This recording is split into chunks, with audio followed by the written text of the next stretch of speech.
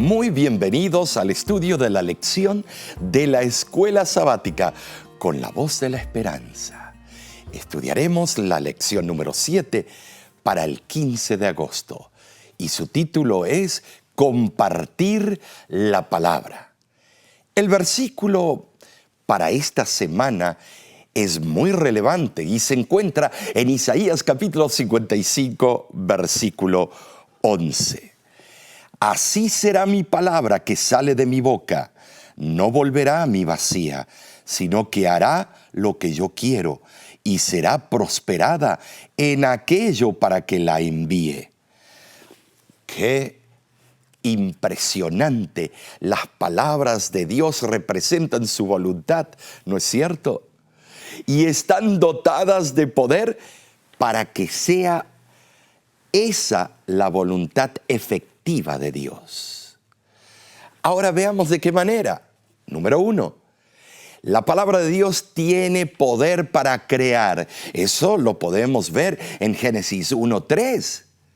La palabra de Dios, en segundo lugar, es buena para impartir energía, vida y bendiciones espirituales. Eso lo puedes encontrar en Deuteronomio capítulo 8, versículo 3.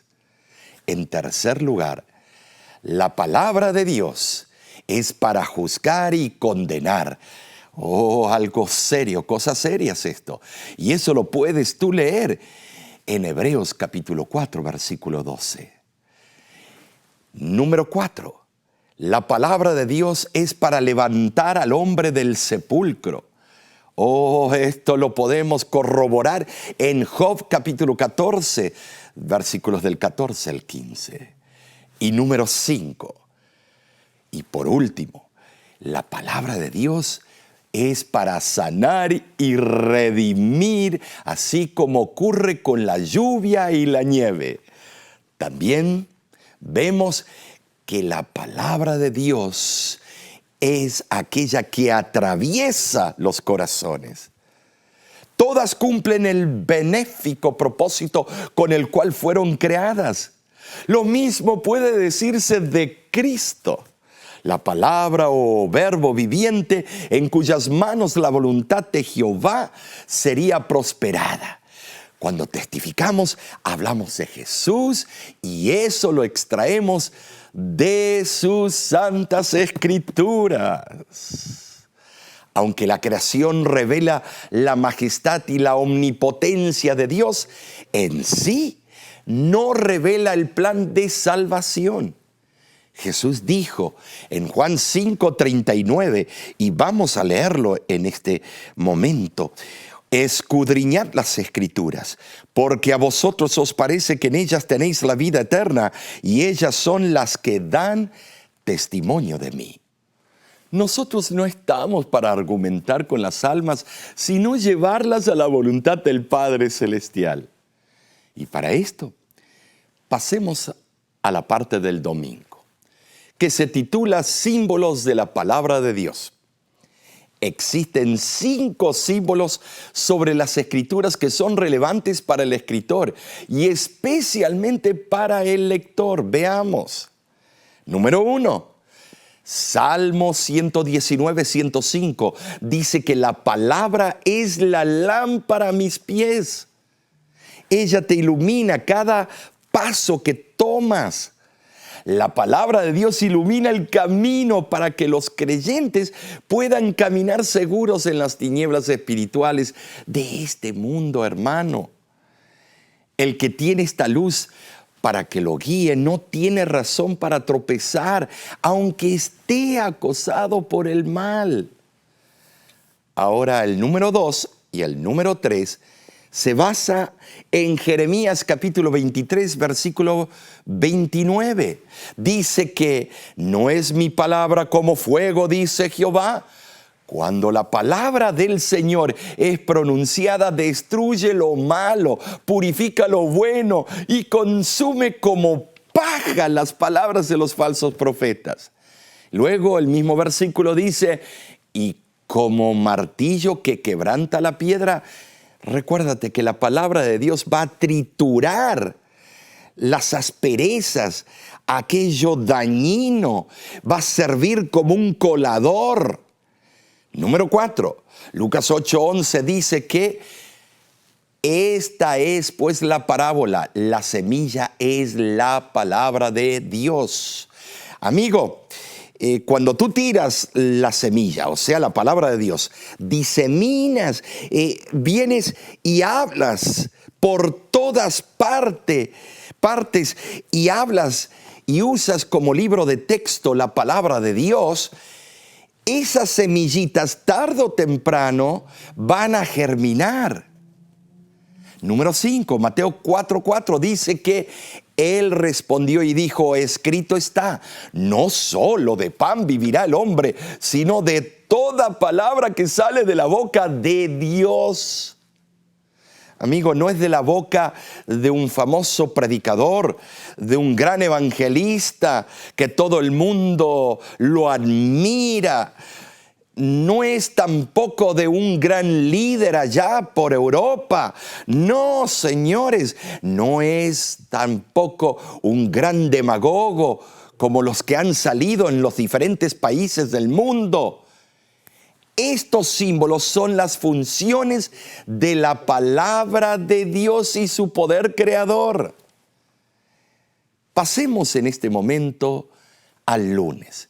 El título es el poder creador de la palabra de Dios.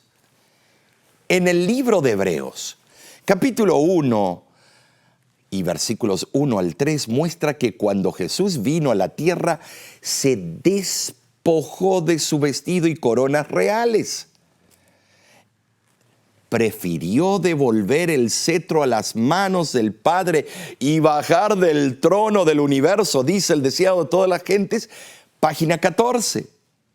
Se presenta al Hijo como asociado con el Padre y como agente activo en la creación. Dios hizo los mundos por medio de Cristo, pero no usó a Cristo como una herramienta, sino como un colaborador, porque los tres estuvieron presentes.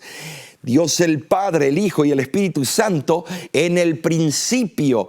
Estimados, ellos no tienen principio, pero hubo un principio para la materia que tú y yo estamos sujetos a la materia, al tiempo y al espacio.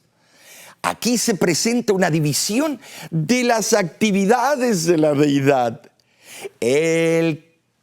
Yo te voy a decir, Él quería que el Redentor del hombre fuese el Creador. ¿Y por qué el Creador? Y bueno, para que Él mismo Creador, si algo aconteciera, porque la rebelión ya había comenzado en el cielo, el mismo Creador en el plan magistral que fue creado allá en el cielo, hubiese alguien que pudiera redimir la creación, hacer al hombre una nueva criatura.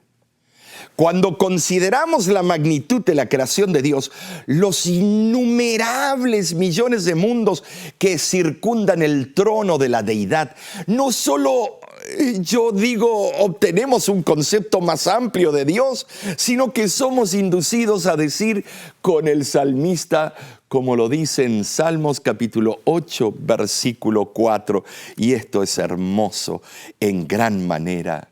Digo, ¿qué es el hombre para que tengas de él memoria?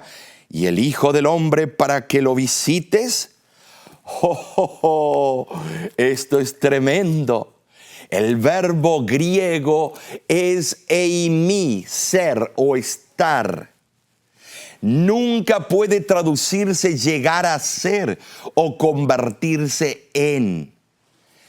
Esto se nota en Juan capítulo 1, versículo 1, cuando dice, en el principio era el verbo. En el principio Cristo no apareció ni vino a la existencia, ya era. El Padre y el Hijo son inseparables. Me habéis visto a mí, habéis visto al Padre. Cristo contestó a los discípulos. El Hijo revela al Padre, es el reflejo del Padre.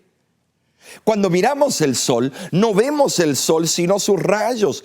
Tampoco vemos al Padre sino al Hijo, pues el Padre es invisible para nosotros. Menos mal, porque si no todos pereceríamos.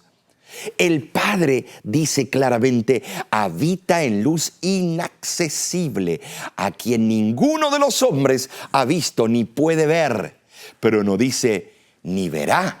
Porque cuando seamos glorificados en el futuro, vamos a tener la oportunidad de ver el trono de Dios y Cristo sentado a su diestra. Esto lo encontramos en 1 Timoteo capítulo 6, versículo 16.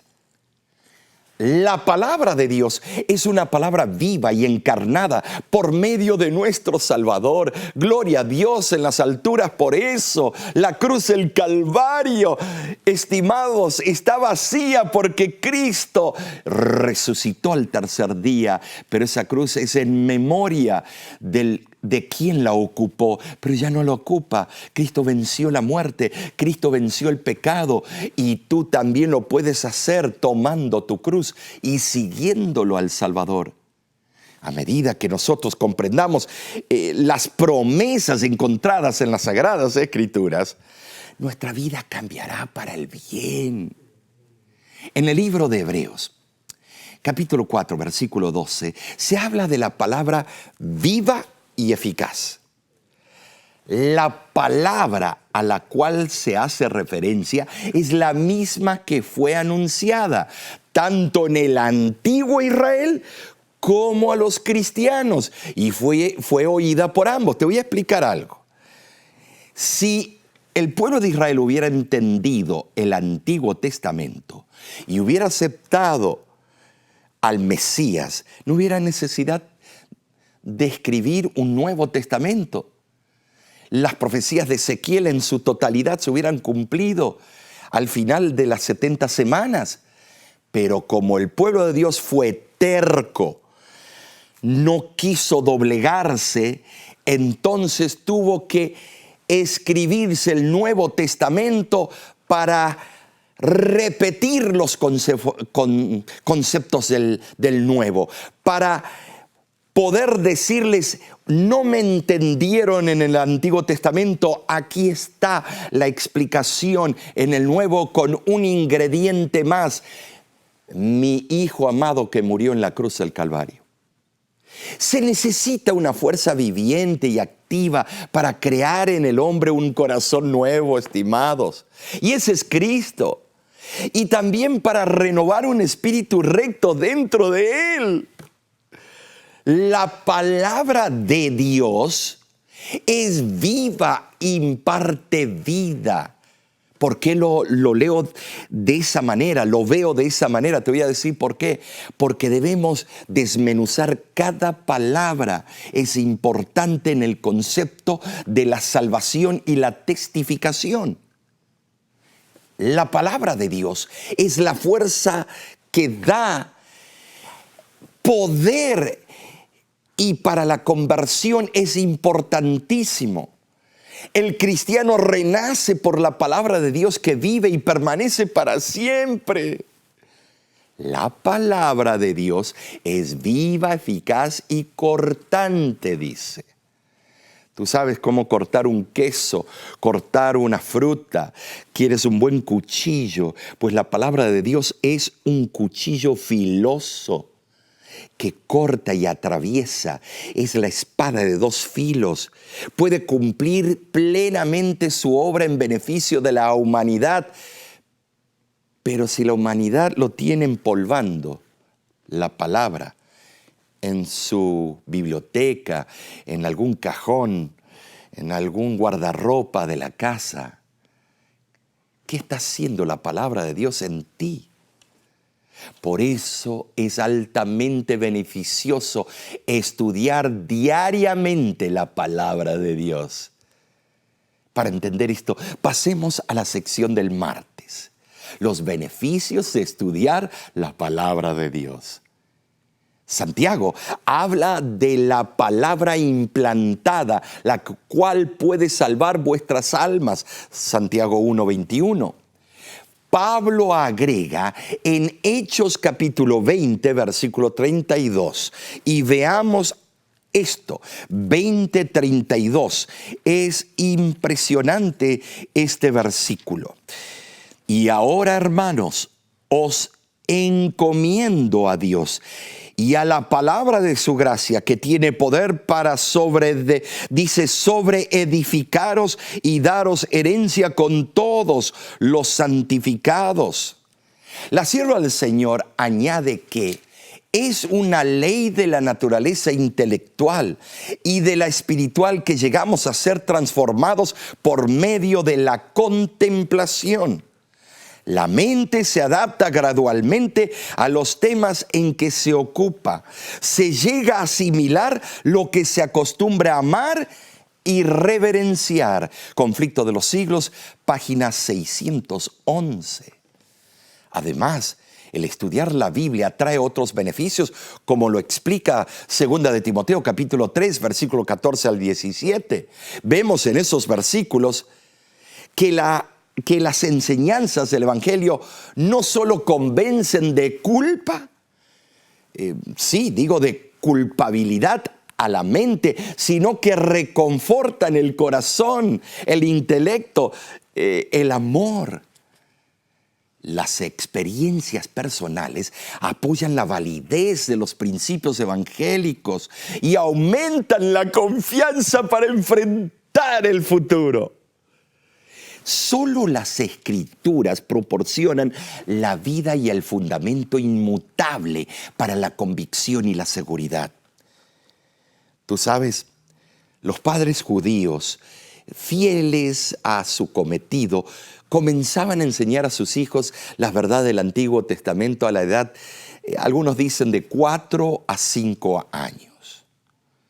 El propósito esencial de la Biblia no es únicamente registrar historia, ni siquiera describir la naturaleza de Dios. La Biblia fue escrita para mostrar a los hombres cómo pueden ser salvados de sus pecados. Solo la Biblia revela cómo los hombres pueden romper las ataduras de los hábitos pecaminosos y encontrar el perdón de Dios. Por eso, el primer deber del hombre debe ser entender la Biblia por sí mismo. Se ha dicho que el testificar no se trata de compartir lo que pensamos o incluso lo que creemos. Se trata de compartir las verdades eternas que se encuentran en la palabra de Dios. Para entender esto, pasemos a la sección del miércoles, cuyo título es Aplicar la palabra de Dios. El apóstol Pablo enfatiza la realidad divina. En Romanos vemos capítulo 8. Él dice, el que no escatimó ni a su propio Hijo, sino que lo entregó por todos nosotros, ¿cómo no nos dará también con Él todas las cosas? El Señor nos ha dado todo lo que necesitamos para aplicar su palabra en nuestras vidas. Él es un Salvador tierno y amante. Es un Salvador amable. Cualidades que tú y yo debemos tener. El Maestro siempre está preocupado por nosotros. Fíjate si hay otro ser humano, tal vez tu mamá, tu papá, tu esposa. Pero si sales de ese núcleo, ¿quién más se preocupa por ti? El único que se preocupa todas las 24 horas del día es Cristo. Lo único que resta es que nosotros ejerzamos fe en Él. Tenemos que confiar porque Él cumple lo que promete y no a medias. Porque yo hago promesas y le pueden preguntar a mis hijos, Y he hecho promesas a otras personas y después no las pude cumplir. Fueron promesas a medias y no fue hecho a propósito, sino que no se dieron las cosas y uno queda mal. En cambio, Dios prometió que su Hijo iba a venir a salvar la raza humana y vino cuando las profecías decían. Y Dios promete que Él regresa de vuelta, el Hijo por segunda vez, y Él cumplirá lo que prometió. Filipenses 4:13 nos pide que digamos al unísono: todo lo puedo en Cristo que me fortalece. Pablo reconocía a Cristo como la fuente de todo su poder, por lo tanto no hay aquí vestigio alguno de soberbia, jactancia, espíritu de jirafa. Todo lo que se necesitaba o que necesitaba hacerse podía ser hecho mediante la fuerza que Cristo nos da todos los días de nuestra vida. Cuando se siguen fielmente las órdenes divinas, el Señor se hace responsable del éxito de la obra que el cristiano haya emprendido. ¿Sabes por qué a veces no tienes éxito y yo no tengo éxito? Es porque no hemos permitido que Cristo esté a la delantera, que Cristo guíe la obra. En Cristo hay fortaleza para cumplir el deber, poder para resistir la tentación, fortaleza para soportar la aflicción, paciencia para sufrir sin quejarse. En Él hay gracia para el crecimiento diario, valor para librar muchas batallas, energía para rendir un servicio consagrado. Dios suplirá plenamente toda necesidad que el cristiano pueda tener. Y quiero darles aquí, les voy a dar 3 ejemplos. Y veamos. El primero, Elías fue alimentado por cuervos en el exilio. Primera de Reyes, capítulo 17, versículo 6. Los cuervos, ese cerebrito que tienen ahí adentro, estos pájaros, pero son tan inteligentes. Y Dios le ordenaba: vayan, que ustedes van y rastrean por todas partes y agarran comida y agarran esto y agarran lo otro. Vayan ustedes y tomen pan y traigan a mi profeta. Número 2, la vida de los 3 jóvenes hebreos fue salvada en el terrible horno. El rey Nabucodonosor dijo: no eran 3 los que lanzamos dentro del horno, porque ahora veo 4, y el que veo parece ser el hijo de los dioses. La palabra usada en el arameo Elohim es Dios en plural. El Hijo, porque usó ese título real del Mesías. Estimados, yo no sé por qué, pero creo que después de todo su orgullo, veremos una sorpresa en el rey Nabucodonosor en el día final. Él hizo una confesión de fe y de conversión al fin de sus días. Y es más, no hay muchos récords después que hizo esa confesión en tabletas. La arqueología no ha encontrado mucho de Nabucodonosor. Quiere decir que tal vez los que siguieron quisieron borrar esa parte de la vida porque tal vez él aceptó a Dios como su Salvador. Número 3. Los ángeles de Dios sirven como espíritus administradores para atender las necesidades de los que serán herederos de la salvación. Ay, ay, ay. Tú eres uno de ellos. En los últimos días, inmediatamente antes del retorno de Cristo, cuando las condiciones sean aflictivas, el pan y el agua serán seguros para el pueblo de Dios. Nota que no será el fettuccine Alfredo, que no va a ser el chile relleno, no dice la Biblia eso, que no va a ser el goulash, que no van a ser las pupusas, sino lo que promete es lo esencial, el pan y el agua, como Elías. Nos van a traer pan y agua. Carbohidratos, pastor, voy a engordar en ese tiempo. No te preocupes. No, porque vamos a estar escalando montañas Y no te preocupes, permite que Dios guíe tus pasos. Ninguno que sirve al Señor tiene por qué temer que Él lo dejará desamparado. Hay pruebas. Ahora, para concluir esta lección, pasemos a la sección del jueves, que es compartir la palabra. Isaías 50, versículo 4, dice lo siguiente y es interesantísimo.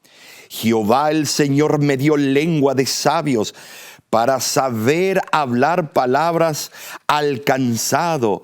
Despertará mañana tras mañana, despertará mi oído para que oiga como los sabios. Qué hermosa promesa. El Mesías vendría al mundo como la palabra viviente. Juan 1:1 así lo dice, como portavoz de Dios, y su misión constante era la de consolar e instruir a los que estuvieran cansados del pecado. ¿Estás cansado del pecado? Yo ya estoy harto del pecado. Con mi carácter, las explosiones de carácter que todos tenemos en algún momento del día, cuando vemos una injusticia y se nos hace algo que no merecíamos y se nos insultó, se nos dijo algo, tú quieres responder. Estimados, el inquieto corazón del pecador solo hallará paz en la salvación que tan generosamente se ofrece por medio de Cristo. En 2 de Timoteo, capítulo 4, versículo 2, la Biblia añade lo siguiente. Que prediques la palabra, que instes a tiempo y fuera de tiempo, redarguye, reprende, exhorta con toda paciencia y doctrina. Hay algunos que quieren predicar del amor de Cristo, pero se olvidan de la doctrina. Aquí dice que instes. Tenemos que tener un balance, presentar al Cristo, presentar el amor de Cristo, pero ¿cuál es el amor de Cristo? Cristo dijo, si me amáis, guardaréis mis mandamientos. La doctrina y el amor de Cristo van juntas. Hay muchos predicadores que quieren dejar una cosa, irse a un solo lugar. Y otros quieren esto y fanatizan todo el evangelio y dejan al Cristo que salva. Tú eres diferente, tú eres un testificador que tendrás un balance y vas a presentar primero al Cristo que salva y luego por qué el amor a Cristo. ¿Qué es lo que el amor hace? Nos impele a guardar sus mandamientos y a estudiar su doctrina y a compenetrarnos de sus profecías. Cuando alguien te dice, eres muy apocalíptico, eres amarillista, eres alarmista, abre los ojos, querido, porque así decían de Noé. Y cuando se cerró la puerta y empezó a caer la lluvia y abrirse las grietas de la tierra y llenarse el globo terráqueo de aguas torrentes, a ver qué decían los criticones. El método de Cristo de comunicar la verdad constituye el modelo para cada cristiano. Si no, pregúntale al joven rico. Anhelaba que los seres humanos fueran fortalecidos para cumplir los deberes cotidianos. La frase, prediques la palabra, tácitamente sugiere el propósito de ayudar a los hombres y mujeres a hacer frente a las tentaciones y a resolver los problemas de la vida cotidiana. El Espíritu Santo cooperará con los esfuerzos del ministro únicamente cuando comunica la verdad. No des la verdad a medias, porque luego te lo van a echar en cara cuando vean la señal del Hijo de Dios. Van a decir, a nosotros nadie nos explicó esto. Pero estimados, tú tenías el derecho y la obligación de enseñarles toda la verdad con amor, con pudor, con ética, con paciencia. Los hijos de Dios no tienen horario, deben estar listos en cualquier momento a instar, a reprender o a consolar. Especialmente ahora con todas estas pestilencias. El pecado debe ser reprendido, pero el pecador amado. La palabra es la norma para proceder a censurar. La palabra de Dios es la única que puede animar debidamente a los corazones desfallecientes y los pies cansados. Cada fase de la misión del ministro, o sea, reprender, reprochar, exhortar, debe estar revestida con la gracia de la paciencia y la compasión. La condenación severa y fría nunca trae a los pecadores a Cristo. Me acuerdo cuando estábamos visitando a alguien y esta persona empezó a hablar del puerquito y de que cómo le gusta el tocino y bien crocante. Y el hermano que estaba a mi lado lo empieza a reprender. ¿Cómo usted va a seguir comiendo esas cosas cochinas? Usted tiene su cuerpo que es templo del Espíritu Santo y usted es un basurero. ¿Estaba en lo correcto lo que estaba diciendo? Sí, pero completamente equivocado como lo estaba haciendo. Hoy el Señor te dice, podrías haberle dicho de esta manera: hermano, qué bueno, ojalá que goce su comida. ¿Qué le parece si hoy estudiamos y vemos el plan de Dios para tener un cuerpo sano y feliz? Empecemos con Génesis 1:29, la dieta original de Dios. La dieta que Dios permitió es la del Levíticos 11, y la que no permitió. Y veamos aquí. Entonces te pones a leerlo y deja que la palabra entre en la mente del individuo y el individuo va a decir, pero a mí me gusta el tocino y la Biblia dice esto. Y estos hombres no me han criticado ni se burlaron de mí, solamente me leyeron la palabra y tuvo efecto.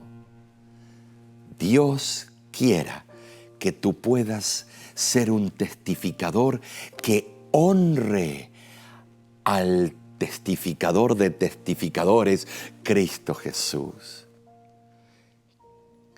De nuestra parte, te esperamos la próxima semana en este mismo canal de YouTube para estudiar la lección de escuela sabática con la voz de la esperanza. Y si tienes alguna pregunta o quieres dejarnos una petición de oración o deseas algún material que necesitas para tu iglesia o para estudios personales, como nuestros cursos, puedes ir a lavoz.org o bajar nuestra aplicación en Apple o Android. Tú lo puedes bajar y está lleno de materiales para que los uses en la testificación. De nuestra parte, te decimos a ti que Dios te bendiga ricamente.